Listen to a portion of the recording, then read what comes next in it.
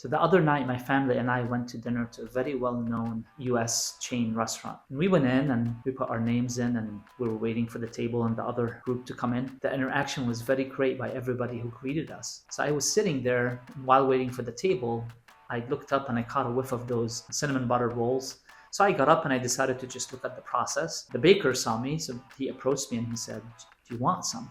And I said, "Oh, I didn't know that we could have any before we sat down at the table." And he said, "Oh, I don't see why not." So he grabbed those beautiful rolls and put some butter on them and he gave them to me.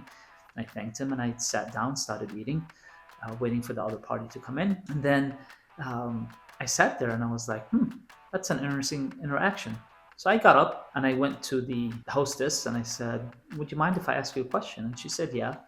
I said, "From a scale of 1 to 10, 1 being the least, 10 being the most, how engaged do you think you are in your job?" She looked at me and she said, "Well, 7." And I said, "Oh, how come?" She said, "Well, my job, it's not really that important. I'm just a greeter." And I continued to assure her that she's the first face we see. So therefore, it's very important to see a smiling face. And that's the first interaction and experience that I have as a customer is her and her job. Finished that conversation, sat down, and then I said, "Okay, let me ask the baker." And I said, "Can I ask you a question?" And he said, "Yeah." And I said, "From a scale of 1 to 10, 1 being the least and being the most, how engaged are you in your job?" And with absolutely no hesitation, he looks at me and he says, 9. And I said, "Oh, how come?" And he said, "Well, I love seeing what you experience as a customer with the rolls that I make and the overall experience that you get within our restaurant and the satisfaction on your face from the work that I'm doing." And I said, "Okay, thank you very much." And I sat down, and for the rest of the night, I was thinking about the interaction. It's likely that they both have the same manager, or at least ultimate manager for the restaurant location. Maybe the same pay, it's the same process, same training, same everything.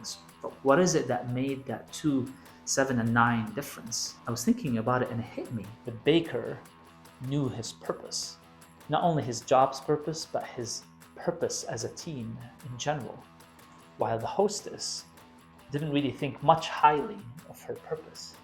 See, as leaders of organizations, I don't care if it's a 50,000 employee, 100,000, or 3, and 2 of which are your family members. If you're the ultimate leader or not, at the end of the day, as leaders, it is essential that you make sure that your employees understand their purpose, not only as part of their own purpose at that level, that small circle within the organization, but also the organization as large.